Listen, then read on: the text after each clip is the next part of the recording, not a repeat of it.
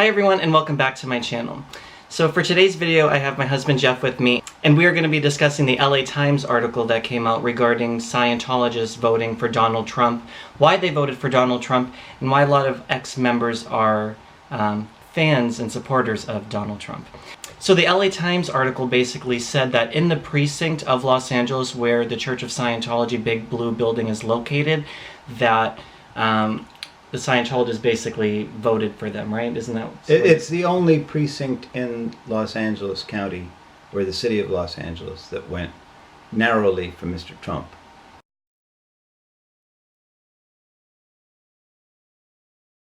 So why do you think that the Scientologists would favor Donald Trump? Like, what would make the Scientologists vote for Donald Trump? Well, to me it's not really a stretch to figure out why. Scientology is headed up by an authoritarian regime, Mr. Miscavige, and so people relate to that. Mr. Trump is an authoritarian figure. When you add in, think about how Scientology markets itself. We're the greatest religion, we're the biggest religion, we're the fastest growing religion. All of these things are not true, of course, but if you're a Scientologist, you don't know that. You just get fed the pablum by the dear leader who tells you that we're the biggest, we're the strongest, we're the fastest growing, and so you choose to believe it. You see this with, they have some new org that they'll open up, and they'll hire people to attend, or they'll make the shot look bigger so that it looks like there's more people there than there really is. This is kind of, when you're in a cult, there's a lot of alternative facts used. There's things that just aren't true, and so you can see where Mr. Trump, who has difficulty with the truth and difficulty with objectivism and facts, would appeal to someone who is used to being told what to do, when to do it, how to do it, and so forth. So the Scientologists are going to be told to vote for who is the most... Oh, we have Penelope back here. Look at Penelope. Can we use that? I don't know if we can use her in this. Lie down, Penelope. Yeah, but all of a sudden there's going to be a poodle in the shot. That's fine. Not if she's below. When you're in the Church of Scientology, you don't have your own free thought. Scientologists are going to be told who to vote for according to who's more Scientology friendly. So the higher ups in Scientology are going to tell their members to vote along who they want, which was Donald Trump. Now, do you think that also what you were saying pertains to the ex-Scientologists? Because it seems that a lot of ex-Scientologists, for whatever reason, just happen to support Donald Trump, and they're very big online to defend Donald Trump. So I just didn't know what your thoughts were on that. Well, if you're in a cult, you're brainwashed. And the fact that you escape from the cult, it takes a long time until the full effects of the brainwashing are overcome. So similarly, you may be used to an authoritarian figure like Mr. Miscavige, so that it appeals to you to have Donald Trump. Just think about it this way. Scientology says we have all the answers. You have the questions, we have the answers. We know the way, the DC-8s and the volcanoes and Xenu and all that. Okay. And just as Mr. Trump said during the campaign, believe me, I'm going to fix it. Believe me, I know how to do it. I'm going to make America great again. And he never really specifically said how he was going to do it or what he was going to do, but basically just trust him, and if you believe him, it'll happen. And so that sort of carries through to someone that's been in a cult for a long time, gets out of the cult, and there's still remnants of that behavior there. Just like they didn't, I think the estimates are now that there's 40,000 people in Scientology. Is what I think academics who study that come up with. Current number worldwide. So it's not so far a stretch between saying we have, the fastest growing religion, and there were 10,000 people at this event, Right. which isn't possible when there's only 40,000 people worldwide in it. And in the same breath to say, there were 1.5 million people at my inauguration, and it's the biggest, and it's more than anyone has had, and it was. Mm-hmm. Remember, you're asked to suspend your own independent thinking and independent beliefs, and I suspect also with the ex-members that support him, there's a certain amount of. Donald Trump was not a Republican that won the nomination. He is really an independent who took over the Republican Party. So you can see how there's a certain appeal to someone who's been in a cult for a long time and been told what to do, to rebel against the normative behaviors which say, I'm not going to grab people's pussies. I'm going to behave in a measured, dignified way. And when I have opponent, well, let me just finish that thought. That there's an appeal in, I'm independent and I'm going to vote for Donald Trump because he's going to shake up the system and both parties are rotten, and so let's throw the baby with the bathwater out and elect the guy. So that's what the ex-members are saying. Now, Jeff remembered another point that he wanted to make. Well, yeah, this is kind of essential to me also. What happens when Scientology gets criticized or people speak out against it? Do they say, you know what, that's all right, they're entitled to their belief system, hope they'll come back to the church when they feel more comfortable? No, they don't say that.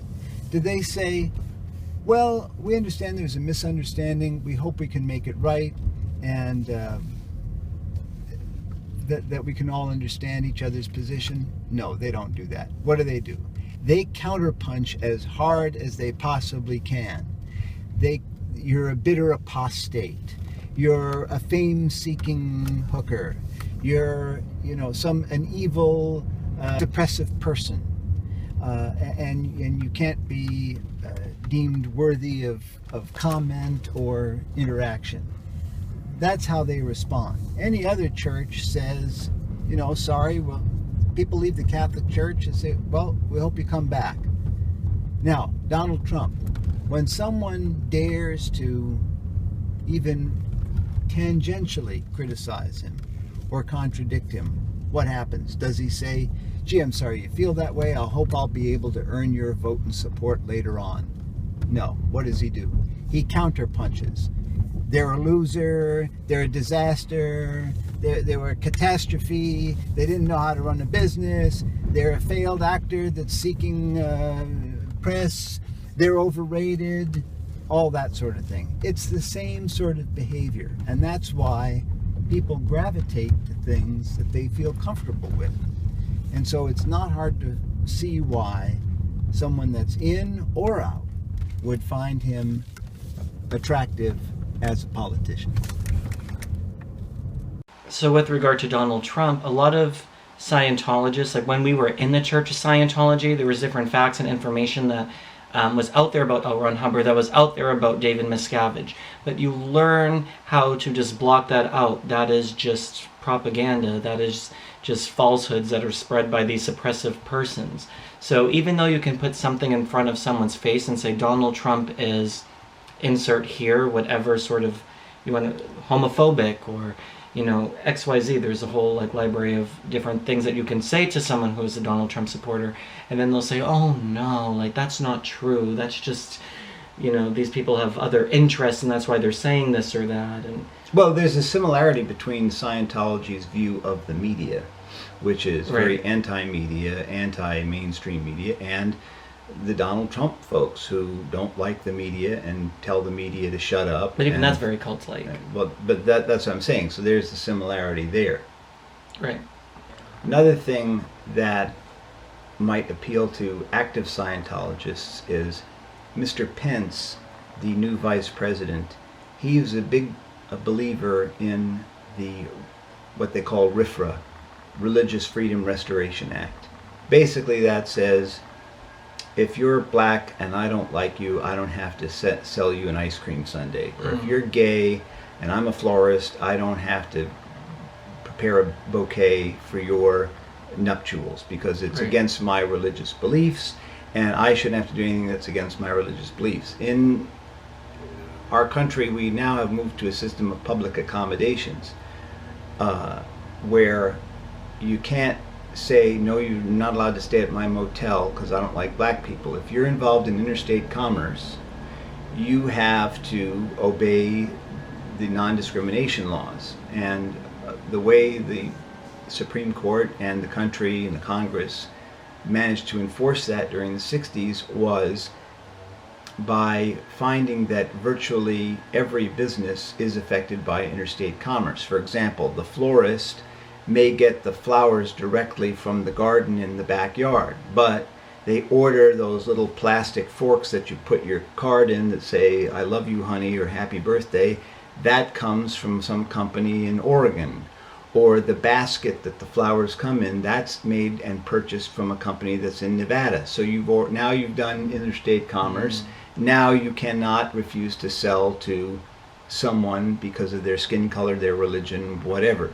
And so Mr. Pence is a particularly virulent homophobe, and he will push the Religious Freedom Restoration Act while he's in Washington. And you could see how, if you're a Scientologist and you're a big wig in the Scientology operation, you would want the federal government leaving you alone. And the Religious Restoration Freedom Act, or whatever the acronym is,